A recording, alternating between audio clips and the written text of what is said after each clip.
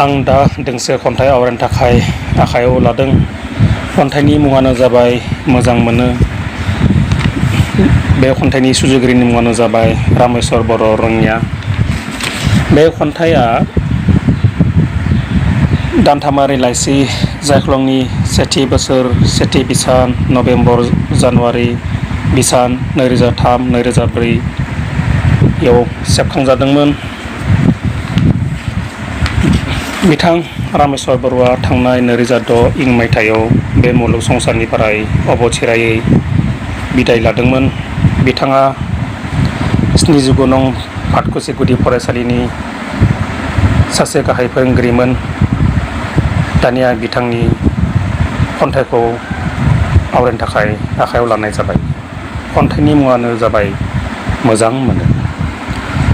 मोनाबिलिनि दानसोरां अखाफोरखौ आं, फुंबिलिनि उदाङै बारनाय सुदेम बारखौ आं, गोजां बोथोरनि फुंबिलिनि गावदां सानखौ आं, सावन दाननि खोरोमनाय अखाखौ आं, सैथ्र दाननि जोबथा फुंबिलि सानखौ आं मोजां मोनो। आं इनायनो मोजां मोनो।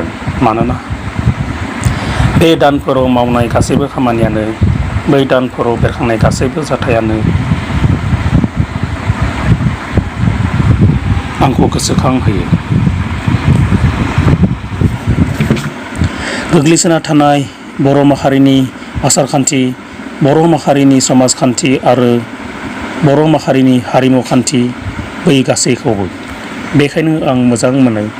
बेखायनो आं मोजां मोनो। थारैनो जोबोद ओंथिगोनां खन्थाइ।